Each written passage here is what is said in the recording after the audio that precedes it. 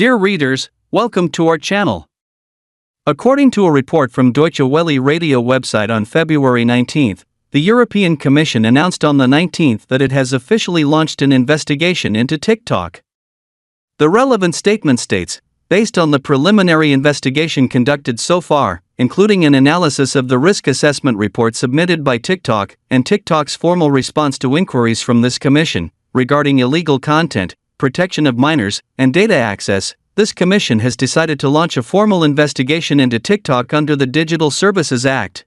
The European Commission has officially launched an investigation into TikTok, involving whether its algorithm design may promote addictive behavior and whether it fulfills its obligations under the Digital Services Act, with a particular focus on the privacy, security, and protection of minors. TikTok claims to have introduced features and settings to protect teenagers and is willing to cooperate with experts and the industry to address related issues. But is this really the case? 1. How might TikTok's algorithm design promote user addiction? What specific concerns does the European Commission have about this? The Digital Services Act requires platforms to take appropriate and proportionate measures to ensure the privacy and security of minors. What specific measures has TikTok taken in this regard? How will the European Commission assess its performance? TikTok claims to have introduced features and settings to protect teenagers, but what are these measures specifically? Are they sufficient to address the concerns raised by the European Commission? The reason TikTok's algorithm design may promote user addiction is its highly personalized content recommendation mechanism. TikTok's algorithm can recommend videos based on user interactions, such as viewing time, likes, shares, comments, etc., which may lead to users constantly encountering content they are interested in, thereby increasing their time spent on the platform. Long-term use and continuous content consumption can lead to addictive behavior. The specific concerns of the European Commission may include whether the algorithm overly reinforces user usage habits, whether it deliberately pushes addictive content to users, and whether there is a lack of appropriate intervention measures to prevent addictive behavior. The Digital Services Act requires online platforms to take appropriate and proportionate measures to ensure the privacy and security of minors. This may include limiting the collection and use of data on minors, providing age-appropriate content, and ensuring that minors do not encounter harmful content. TikTok's specific measures in this regard may include the introduction of a series of youth protection features, such as limiting the visibility of minor accounts, providing parental control tools, and limiting the time of late-night push notifications. The European Commission will assess whether TikTok has fulfilled the requirements of the Digital Services Act through an investigation. This may include reviewing TikTok's data processing and content recommendation mechanisms, evaluating the effectiveness of its measures to protect minors, and monitoring its implementation. As for the features and settings TikTok claims to have introduced to protect teenagers, specific measures may include 1. Age restrictions, for example, restricting children under 13 from creating accounts. 2. Parental controls, providing parental monitoring tools such as screen time management and live broadcast restrictions. 3. Privacy settings, allowing users to adjust who can see their content and profiles. 4. Content filtering, filtering out content unsuitable for minors. Whether these measures are sufficient to address the concerns of the European Commission will depend on the results of the investigation and the effectiveness of TikTok's implementation of these measures. If the investigation finds that these measures are insufficient to protect the privacy and security of minors, or if TikTok is found to be lacking in implementation, the European Commission may require TikTok to take stricter measures or even impose penalties. The results of the European Commission's investigation will have a significant impact on TikTok's operations in Europe. If the investigation finds that TikTok has failed to comply with the requirements of the Digital Services Act, TikTok may need to make a series of improvements, including but not limited to 1. Improving algorithms, adjusting the recommendation system to reduce the frequency of recommending content that may cause users to become addicted. 2. Strengthening protection for minors, implementing stricter age verification measures to ensure that minors do not encounter inappropriate content. 3. Increasing transparency, providing more information to users and regulatory authorities about how its algorithms work and how data is processed. For increasing user control, providing more tools and settings to allow users to better control their data and the types of content they receive. Ultimately, the European Commission's assessment and regulatory measures will aim to ensure that TikTok complies with laws and regulations, protects the interests of users, especially minors, and promotes fair competition and the healthy development of the digital market. As a global social media platform, TikTok's response to these investigations and potential regulatory outcomes will have an impact on its global business strategy and may serve as a reference for regulatory authorities in other countries and regions. Since 2022, the United States and the European Union have been intensifying their legislation on technology regulation. Criticism of TikTok in the United States has been particularly strong.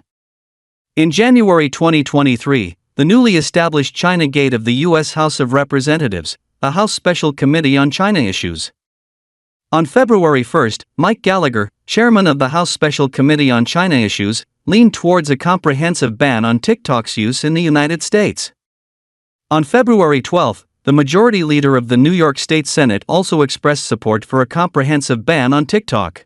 For Chinese companies going overseas, this China Gate has different meanings in this particular period. This committee is different from China's Internet Supervision departments in the political logic of Internet supervision. American-style Internet supervision is better at using dark operations to manage Internet platforms, especially adept at abusing the pretext of national security to attack Internet platforms. Under heavy pressure, Chinese companies must be vigilant against new forms of political risks. On February 12, Chuck Schumer, the majority leader of the U.S. Senate, said he supported a nationwide ban on TikTok. The reason is still related to national security issues and potential social harm. 3 days before this, according to a report by Reuters on February 9, at the request of some senators and social voices, the French Senate also established a committee to investigate TikTok, following the example of the United States, to investigate whether TikTok has harmed users' interests. Since 2022, criticism of TikTok by various countries has been particularly strong, including not only the harsh criticism from policy and legislative elites, but also gradually emerging concerns from the social level.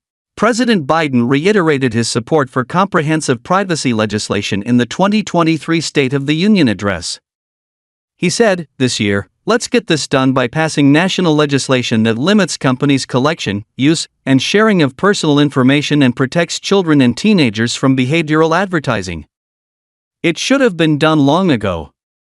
On January 11, 2023, Biden published a column in the Wall Street Journal urging Democrats and Republicans to further strengthen regulation of large tech companies and hold large tech companies accountable.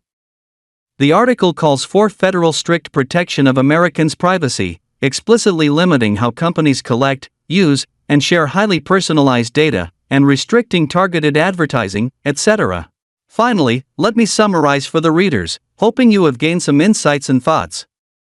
In summary, the platform's business model benefits from its large user base, suppliers, and advertisers, and in the early stages of development, the two sides of the platform have sticky relationships due to the platform's unique business feedback mechanism.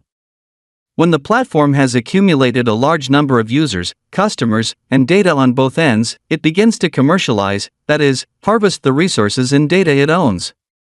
Commercialization is understandable in the market, but the problem is that the platform is a behemoth, and its excessive commercialization or governance negligence will cause serious negative social impacts, such as teenage protection and privacy infringement issues. Therefore, countries will intervene through strong regulation to promote passive or self-restraint of platforms and keep commercialization within a moderate range. Under pressure, Chinese companies must be vigilant against new types of political risks. Commercialization plays an important role in matching and connecting social needs and value innovation. The new economic format cannot be separated from technological revolutions. Every technological revolution pushes capitalism to a new climax, and the secret lies in the clever and accurate capture of market demand by commercializing technological revolutions.